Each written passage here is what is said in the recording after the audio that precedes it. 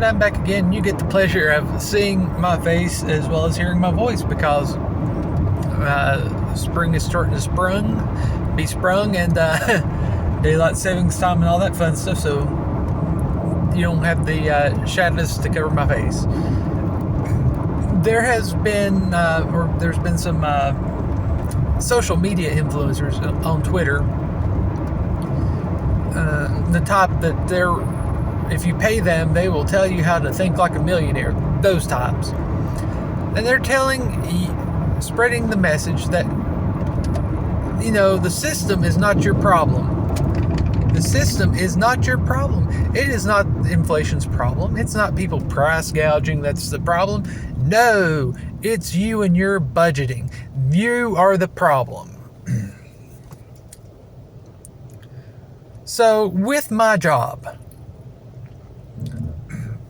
day in and day out, I'm looking at things like credit reports, pay stubs, bank statements, running debt to income ratios, all those fun things.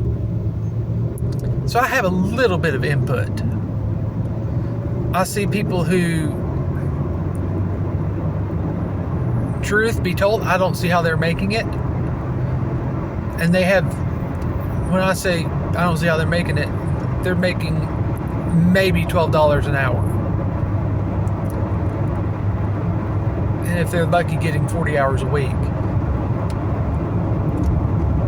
And they have a better DTI than people who are making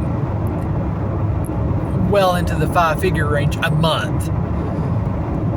I see this. So don't think I'm completely and totally knocking these people, these gurus. I see all sides of it.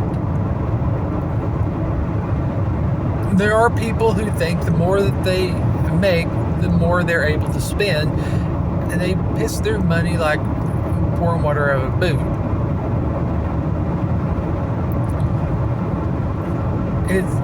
Budgeting does play a major role in it, but we cannot pretend that things such as inflation or just blatant price gouging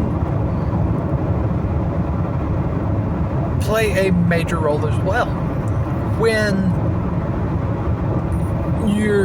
the average raise doesn't keep up with the rate of inflation,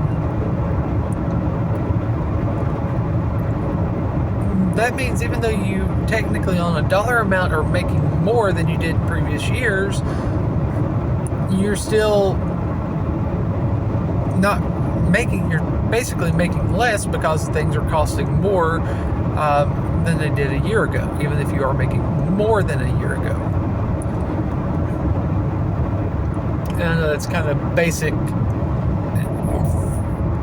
roundabout layman's term finances, but that's how it works. And not everyone lives in an area where they can get a better job. And some people just are in a industry where it's hard to do better. For example, I have to drive 40 minutes one way for my job. There's no place closer where I have the ability to make as much money as I am now.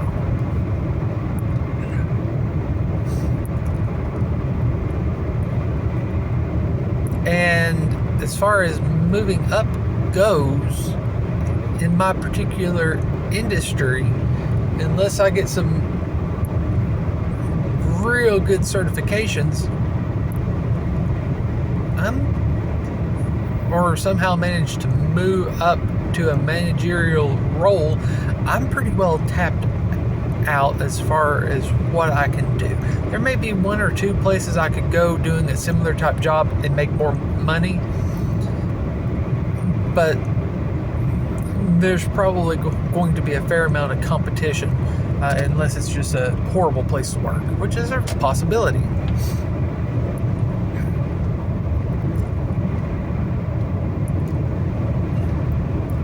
then you get some of these people that are in even more rural, remote areas. Think places in Mississippi, or think of places in West Virginia, where, yeah, the cost of living may be less than other states, but their income is considerably less as well. When you're in a situation like that,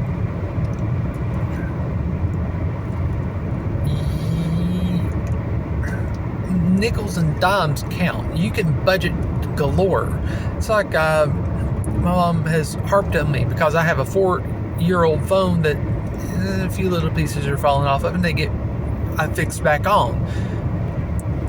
Or I pay like $60 to have a battery changed out. Why do you do that? Why don't you just buy a new phone? It's like, because the phone itself is still functional. I would rather not pay $800 for a new phone. Or why don't you get a new car? Because the market's inflated, and the car I have is, there's a few things that needs to be fixed on it.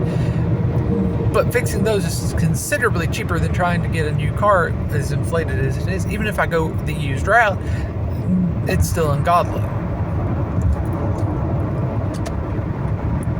So I point out the fact that, yes, I am in a position where I could afford it, but only because I don't go out and do it.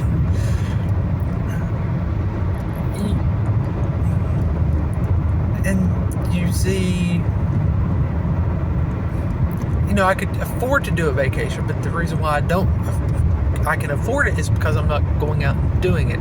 I'm trying to be budget-minded, budget-conscientious, because a little bit of discomfort now that I'm in my late 30s could make the difference between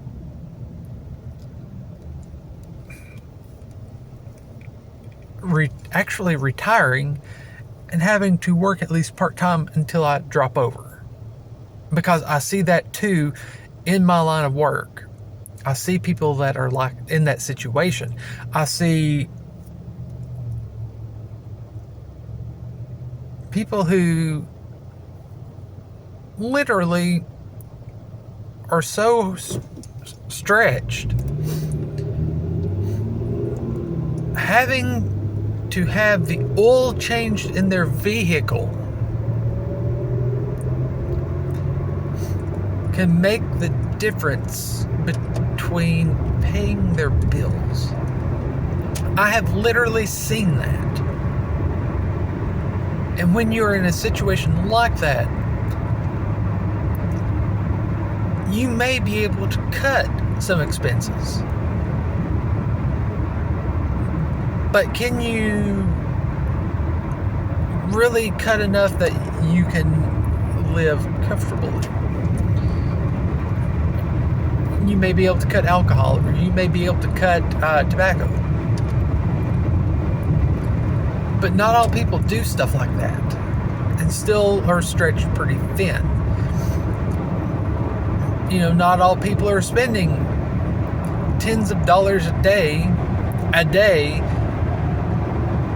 on the Apple Play Store. Not all people are spending sometimes hundreds of dollars a day online gambling. Some are, but not all. Some are not spending hundreds of dollars a day at fast food restaurants, but some are. I know, I see all this stuff. But a lot of people, they're struggling, and they're making sometimes pretty stiff decisions as to what to cut, just because gas prices have topped gone over $3 a gallon in my area.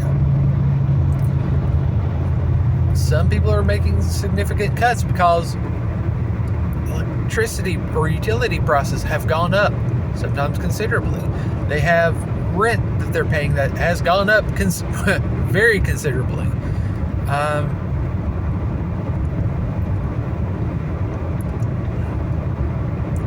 for those that have mortgages. Some of them are struggling because the insurance for said mortgage went up, or insurance for the car. Those are all things that are outside of their control, and sometimes those costs go up considerably, like hundreds of dollars a month.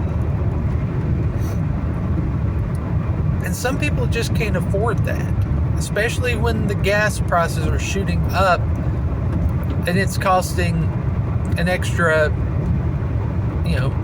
however many dollars a week to get to work. Or their grocery bill has gone up is up about 20% or so from last year, which is about what mine is.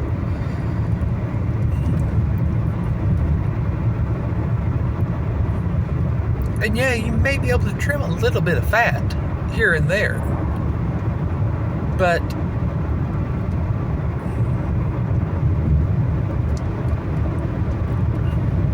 how much can you really do? And I don't think, I understand why these influencers are saying what they're saying.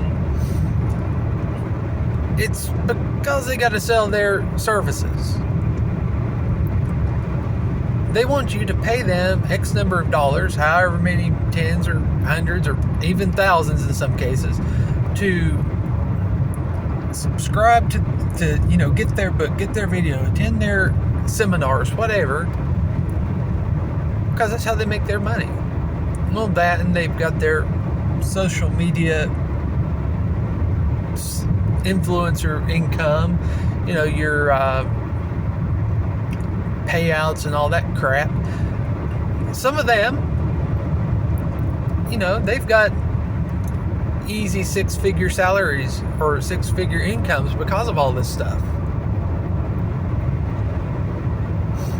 And they got to keep it going, and the only way they're going to keep it going is saying, hey, I've got the answer. The answer is being smarter with your money. Pay me and I'll tell you how.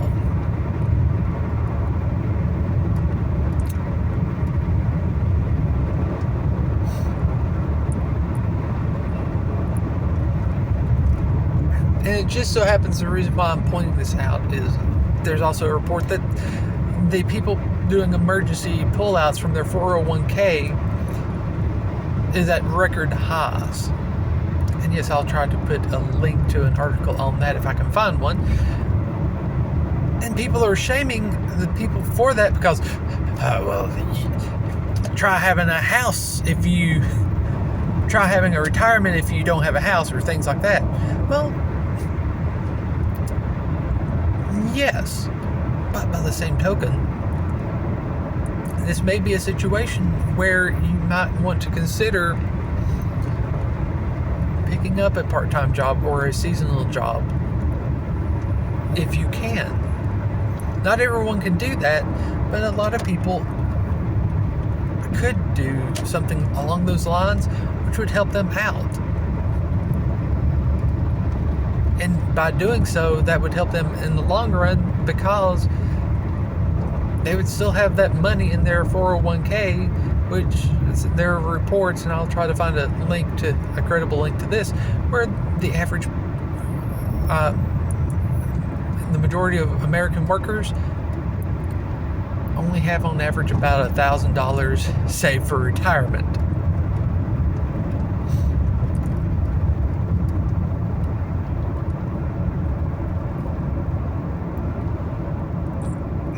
And then you wonder why you see the great-grandmother trying to wait tables or work as a cashier.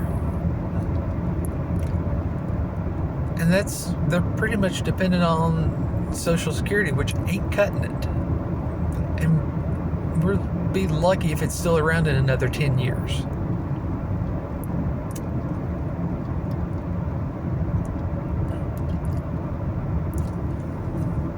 So let's not pretend that the system's there's not issues with the system.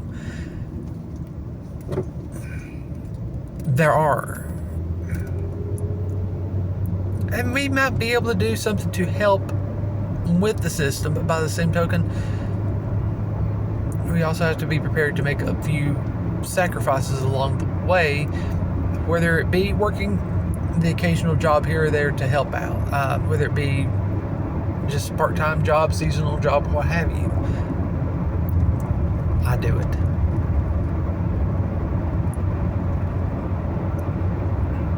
Maybe it's just cutting corners a bit, budgeting. I do it. I do it because I don't want to wind up being like some of the people I have to deal with at work. And sometimes you don't have that margin that you can really cut. If you don't, then maybe you need to reassess your talent stack so you can get a better job. Maybe you need to see, are there any other places you can make cuts? Can you find another job, a second job? There are people that have to do that every single day. Just some things to think about. I'm going to see if I can find some credible links. Let me know what you think down below. Later.